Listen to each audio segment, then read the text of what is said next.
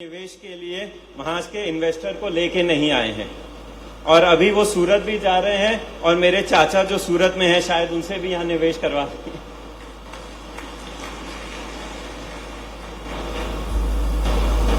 Garments में निवेश में हमारे मुख्यमंत्री जी की विशेष रुचि है क्योंकि वो भली भांति समझते हैं कि गांव-गांव में रोजगार शहर के साथ में अगर पहुंचाना है तो एग्रीकल्चर के अलावा केवल गारमेंट से ही हो सकता है। जहां मध्य प्रदेश की एम्प्लॉयमेंट में महिलाओं की भागीदारी सिर्फ 10% है, गारमेंट्स के क्षेत्र में 50% से भी ऊपर है। और जितने भी लोग अभी लाइन में बैठे थे, माननीय मुख्यमंत्री जी ने सबसे पूछा वो कहां पर है और उनको बराबर आमदनी मिल रही है कि नहीं, तो शायद सुनकर ठीक लगा होगा कि सबको बराबर आमदनी मिल रही है। हम यहाँ पर उज्जैन में 80% से भी ज्यादा मां बहनों को रोजगार प्रदान कर रहे हैं। पर बात सिर्फ रोजगार की नहीं है, सम्मान की है, प्रदेश और देश की तरक्की में बराबर की भागीदारी की है। एक फोटो से मैं यह समझाना चाहूंगा। वो फोटो महक, मुख्यमंत्री जी 15 वर्ष पूर्व पीथमपुर में हमारे यहाँ 1% से भी कम महिलाएं थी, पर आज 52% महिलाएं हैं। वे न केवल अपना घर, अपना परिवार सुचारू रूप से सम्मान के साथ चला रही हैं, परंतु अपनी खुशी के लिए उन्हें एक ऐसा मौका प्राप्त हुआ है जो पहले कभी नहीं था। हमारी महिला टीम ने हाल ही में हुए मध्य प्रदेश के स्टेट गेम्स में न केवल भाग लिया, परंतु कबड्डी में वो सर्वश्रेष्ठ भी आई। अब यह मौका हम उज्जैन में 4000 से 5000 महिलाओं को प्रदान करना चाहते हैं। आज आपने 80 करोड़ के निवेश को हरी झंडी दिखाई है। मैं चाहता हूं आप हमारा हौसला बुलंद करें और अगले वर्ष तक 350 से ज्यादा करोड़ को निवेश करें, 5000 से ज्यादा कार्यरत मां बहनों के साथ हरी झंडी दिखाएं। हम यहां उज्जैन में भारत की सबसे बड़ी स्पोर्ट्सवेयर कंपनी का निर्माण आपके आशीर्वाद से करना चाहते हैं। एक बार जोरदार तालियां हो जाएं। खेल परिधानों का निर्माण करना और उसे बाजार में पहुंचाना, ये एक बहुत ही जटिल प्रक्रिया है। इस नई इकाई के माध्यम से उसे सरल बनाने की पूरी कोशिश की जाएगी। आइए बिना विलंब करे आप सभी की जोरदार तालियों के साथ आमंत्रित करते हैं उद्बोधन के लिए हमारे माननीय मुख्यमंत्री महोदय डॉक्टर मोहन यादव जी।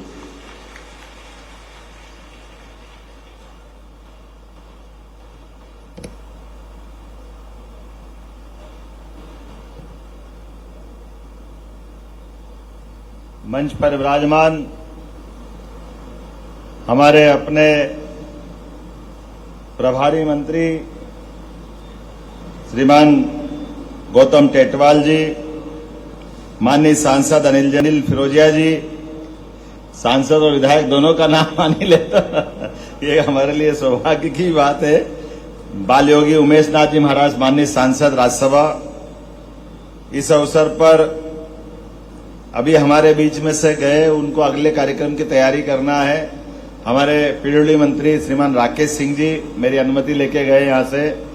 इस अवसर पर हमारे जिलाध्यक्ष बहादुर सिंह बोरमुंडला जी, इस संस्थान के चेयरमैन श्रीमान एसके चौधरी जी, आपका स्वागत है, अभिनंदन है। आपका सपना नीचे तक उतारने में श्रेय लगे में जोरदार अभिनंदन श्रेय चौधरी जी के लिए भी।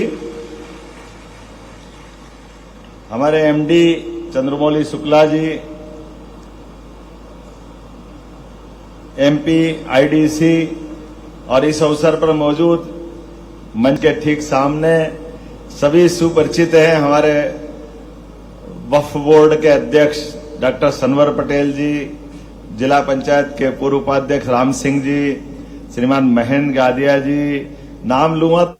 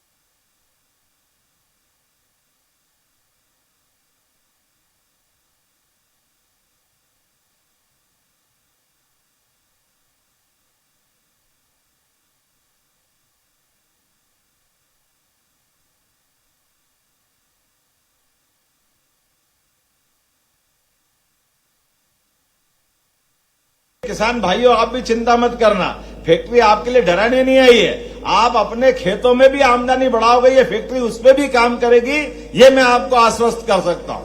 हर एक व्यक्ति की खेती में अपनी खेती की 1 बीघा की आमदनी धीरे धीरे करके 1 लाख रुपए बीघा हो जाए, ये प्रयास भी हमारी सरकार के द्वारा किया जा रहा है।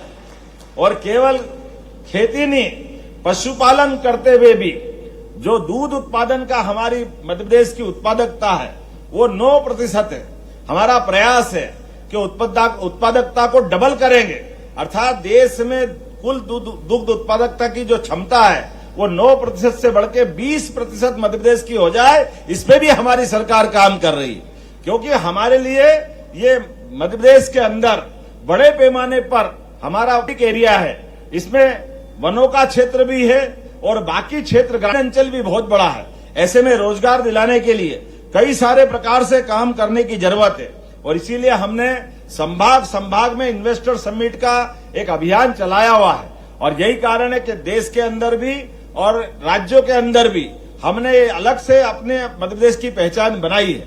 मुझे इस बात की प्रसन्नता है, जैसे आज मैं यहाँ आपसे बात कर रहा हूँ, दोपहर में जाकर के सूरत में इसी प्रकार के अभियान से जुड़ने वाला हूँ और शाम को आकर के फिर रावण मारेंगे और दशहरा मनाएंगे। हमारी परंपरा कैसे छोड़ सकते हैं? दशहरे का तो आनंद अलग है। मेरे कई बाहर के मित्र कहते हैं वो तो हो गया रावण दशहरा कल। हमने कहा ये उज्जैन या रोज मारना पड़ता, 3-4 दिन तक चलता है। हमारा आज दशहरा बासी दशहरा है, कल तीसरा दशहरा। यहाँ हमारे लिए आनंद के साथ मौज भी जुड़ती है, लेकिन मौज और आनंद के बीच हमारी सरकार ने एक और निर्णय किया है और वह निर्णय किया है कि दशहरे के अवसर पर रावण दहन से केवल दशहरा नहीं मनना चाहिए, दशहरे के अवसर पर शस्त्र की पूजा भी होना चाहिए। हमारी सरकार ने इसको शुरुआत की है और पूरी सरकार जुड़ी है। सरकार के माध्यम से हमने अहिल्या महा को याद किया। जब मैं इस कॉटन इंडस्ट्री के माध्यम से आपके बीच रेडीमेड गारमेंट्स से खड़ा हूं तो मुझे इस बात को स्मरण करते हुए धन्यवाद पड़ेगा। हमारी आदर्श शासिका हमारे बीच में बहन बेटी काम कर सकती है, इसका उत्कृष्ट उदाहरण मध्य प्रदेश से बढ़कर पूरे देश में कहां होगा, जहां 300 साल पहले हमारी रानी अहिल्याबाई ने अपने शासन की व्यवस्था में, शासन के संचालन के उस कठिन दौर में जब मुगलों का शासन चल रहा था, जगह जगह पास के राज्यों में युद्ध हो रहे थे, ऐसे युद्ध के बीच में भी पेट पालने के साथ रोजगार दिलाने का अभियान उनने प्रारंभ किया। इसलिए माहेश्वरी साड़ी का उनने उद्योग चालू किया। यह अहिल्या माता ने 300 साल पहले अपने उस उपक्रम में जोड़ा था। और कारीगर नहीं थे तो कारीगर कोई हैदराबाद के पास से बुलाए, कोई गुजरात के पास सूरत से बुलाए, कोई महाराष्ट्र से बुलाए, हर जगह से ला करके माहेश्वरी साड़ी। और इसी समय चंदेरी, अशोकनगर, गुना में वहां पर भी ये साड़ी के उपक्रम चालू हुए। अर्थात रोजगार बढ़ाने वाले ऐसे उपक्रम सदैव चालू होते रहे हैं। मुझे इस बात की प्रसन्नता है कि सच्चे अर्थों में कल हमने जो शस्त्र पूजन का काम किया है, आने वाले समय में आप भी घर घर में अपने जहां जिस स्थिति में है, हर एक के, हमारे तो देवता भी एक हाथ में शस्त्र और एक हाथ में शास्त्र, इससे अपनी पहचान बनाते हैं। और अगल बगल के देशों में हालत देखो, ये जो आज चुनौती का एक बड़ा समय चल रहा है, जब टीवी खोलो तब कहीं धमाका सुनाई देता है। वो धमाका हमको संकेत देता है कि हमने किसी पे कब्जा नहीं किया। और यशस्वी प्रधानमंत्री के नेतृत्व में जोरदार अभिनंदन करो नरेंद्र मोदी जी के शासनकाल में, जिनने समय के साथ ऐसी कई चुनौतियों को पहचाना भी है। इसीलिए लगातार सब सेक्टर में काम कर रहे हैं। देश के अंदर रोजगार बढ़े, उस पर भी काम कर रहे हैं। इकोनॉमी सभी सेक्टर से आगे बढ़े, उस पर भी काम कर रहे हैं। लेकिन सेना को भी समर्थ बना रहे हैं और भारत सामर्थ्यशाली बने, इस पे भी काम कर रहे हैं। इसलिए सेना की ताजगी के लिए, ये भले हमारे विरोधी कुछ भी के, इनको अग्निवीर योजना भारी पड़ती है, लेकिन ताजा दम सेना के लिए अग्निवीर योजना स्थापित की। जोरदार अभिनंदन करो, इनका नाम नरेंद्र मोदी है। ये ईरान, इजराइल, ये युद्ध तो अब दिख रहे हैं, लेकिन भारत को सामर्थ्यशाली बनाने के लिए, हमारे देश के लोगों को जोड़ने के लिए, केवल कल्पना करो अगर नरेंद्र मोदी जी अग्निवीर योजना नहीं बनाते तो आप अपना आकलन करो कि क्या हालत होती भारत की। अंदाज आप लगा लो। कई कारणों से हमारी अपनी सैन्य क्षमता की लिमिटेड है। लेकिन फिर भी वो कितनी है, आपको एक आंकड़ा देना चाहूंगा। 142 करोड़ के देश में, अब 145 बताते लोग, 145 मान लो, 145 करोड़ के देश में भारत अभी वर्तमान में चौथी अर्थव्यवस्था के पास पहुंचा है। आर्थिक रूप से कमी नहीं है। अरे सोने चांदी की तो बात ऐसी है, जामनगर में परसों गरबा देखते तो हमारी 1000 बहनें 1-1 किलो सोना पहन के नाच रही थी। ये भारत है, ये आनंद हमारे बीच में। गरबे में बहनों वहां शर्त लगाई कि 1 किलो से जो ज्यादा सोना पहन के आएगी वही बहनें गरबा करेगी। तो 1000 से ज्यादा बहनें अकेले जामनगर जिले में आ गई। ये है भारत और भारत की ताकत। अभी हमने रिजर्व बैंक का तो बात ही नहीं करी। समाज के अंदर इतना धन है, धन की कमी नहीं है, लेकिन धन से ज्यादा सामर्थ्य की जरूरत है। लेकिन सैन्य क्षमता में अभी देश की केवल 13.5 लाख हमारी सैन्य क्षमता है, और हमारी सब प्रकार की फोर्स जोड़ लो, जो सभी प्रकार के हमारे पैरामिलिट्री से लेकर के सारे लोग, ये केवल 40 लाख है। और आबादी कितनी है हमारी आबादी आप अंदाज लगा लो, और उसके उल्टे अगल बगल के इन देशों की हालत देखो। तो ये रेशो बहुत अंतर का है। लेकिन सेना अगर खड़ी करते हैं तो सेना पे खर्च भी होता है, वेतन से लेके सारी व्यवस्था तक। तो भारत सरकार को ये भी देखना पड़ता है, और संयुक्त राष्ट्र संघ की बाध्यता भी होती है।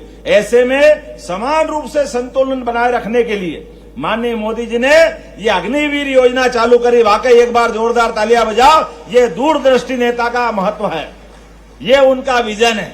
इस तरह से भारत को आगे बढ़ा रहा है। ऐसे कई बात मैं और कर सकता बहुत देर तक, लेकिन आज में मुझे यहां से भी, उज्जैन के अंदर भी सड़क मार्ग भी महंगा पड़ रहा है, तो यहां से हेलीकॉप्टर से अपने को कालिदास उद्यान पहुंचना पड़ रहा है, क्योंकि काम ज्यादा है, समय की कीमत है। और हम तो वैसे भी कालों के काल महाकाल की नगरी है। महाकाल की नगरी अर्थात हरेक का समय नियत है, हर चीज का समय नियत है।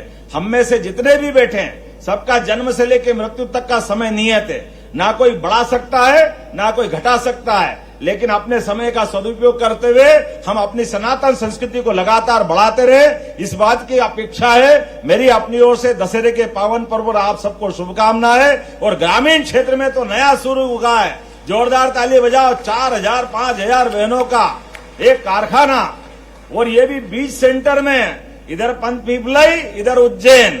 जब यहां से कारखाने की शुरुआत होगी तो बचेगा क्या। और ये नवाखेड़ा पंचायत तो ऐसी भाग्यशाली है, जोरदार ताली बजाओ नवाखेड़ा वालों के लिए। स्टार होटल भी आपके क्षेत्र में, और ये बड़ी बड़ी फैक्ट्री भी आपके क्षेत्र में, पूरा क्षेत्र चकाचक हो रहा। और अब तो 6 लेन भी आ रहा। जोरदार अभिनंदन करो, कितने प्रकार से काम कराओगे। वो इधर से रोड, उधर से रोड, तीतर के 2 आगे तीतर, तीतर के 2 पीछे तीतर, आगे तीतर पीछे तीतर, बताओ कितने तीतर। कहां कहां विकास की बात करो, कितने प्रकार से बुलाओ। हर जगह से आपको एक ही आवाज आ रही कि समय का सदुपयोग करो और आगे बढ़ो। मेरी अपनी ओर से पुनः शुभकामना, बधाई, बहुत बहुत धन्यवाद। बहुत बहुत धन्यवाद। हम बहुत बहुत धन्यवाद करना चाहेंगे प्रतिभा स्वराज लिमिटेड प्राइवेट लिमिटेड की तरफ से हमारे सभी अतिथियों का, मुख्य अतिथियों का, आपका कीमती समय निकालकर यहाँ पर उपस्थित होने के लिए। साथ ही साथ हम धन्यवाद करना चाहेंगे हमारे सभी अधिकारी गणों का, Madhya Pradesh industrial development department का और उनके सभी पदाधिकारियों का, हमारे सभी पुलिसकर्मी भाइयों का बहुत बहुत धन्यवाद यहाँ पर हमारा सभी कार्यक्रम सुचारू रूप से चलाने के लिए। इसी के साथ हम हमारे इवेंट मैनेजमेंट को भी बहुत बहुत धन्यवाद देना चाहेंगे। मैं चाहूंगी एक बार आज के इस शुभारंभ के लिए जरा जोरदार तालियां बजा दीजिए प्रतिभा स्वराज प्राइवेट लिमिटेड के सभी अधिकारियों के लिए और सभी कर्मचारियों के लिए। और उम्मीद करते हैं कि आज के इस शुभारंभ से एक नई शुरुआत होगी, एक नई शुरुआत होगी जहां पर सभी महिलाएं आत्मनिर्भर होगी, जहां पर किसानों को आगे बढ़ाया जाएगा और जहां पर हर इंसान को